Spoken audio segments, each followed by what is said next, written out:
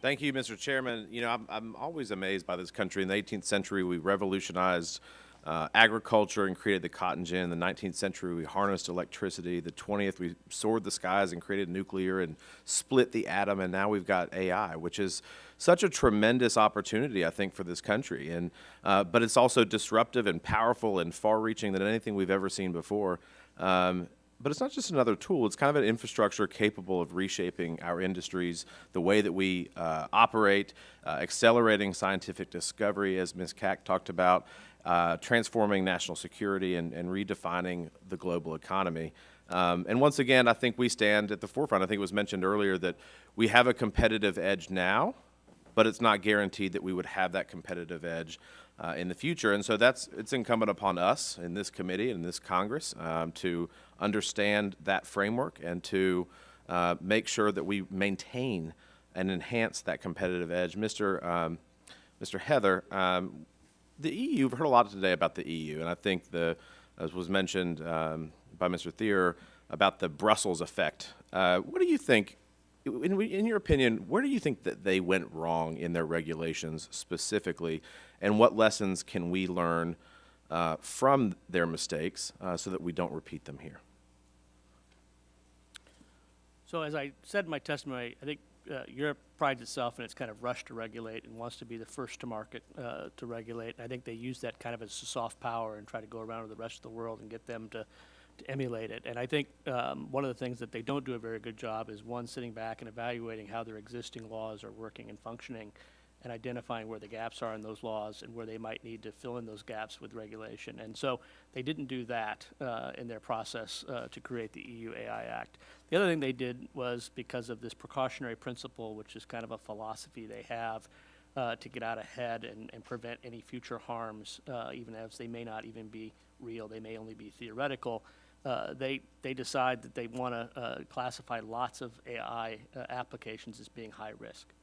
So they have overclassified what AI applications are high risk. And I hear a lot of people here talk about big tech.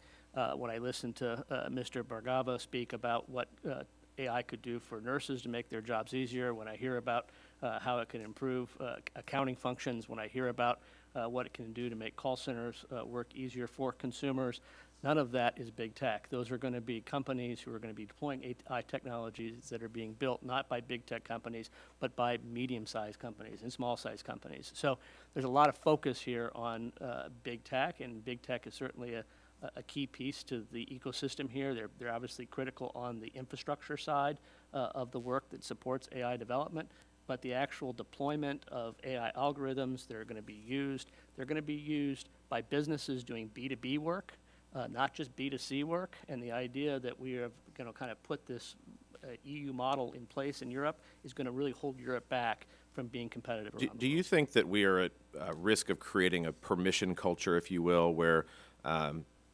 AI needs permission on innovations or prior approval prior to or compliance with strict regulations? I mean, that seems to be the European model, right? That you need their permission in order to do something. Are we at risk of doing that here?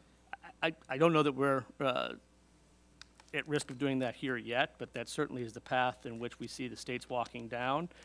Certainly, I think that is the path that Europe leans to. Interestingly enough, when you listen to civil society groups in Europe, their biggest criticism is actually the role of AI being used by the government in Europe. There actually are the ability to use AI technologies by European governments for surveillance purposes and these kinds of things that are not being disciplined by the EU AI Act. And so I've heard lots of criticisms by the civil society groups that essentially some AI technologies are going to be okay for the government to use, but not okay for commercial use. That kind of disparity also, I think, creates problems and challenges. But those are some of the things that we see also out of civil society groups in Europe. Fair point. Mr. Bargava, on Monday, the Wall Street Journal published an article titled, "The Tech Industry is Huge and Europe's Share of It is Very Small."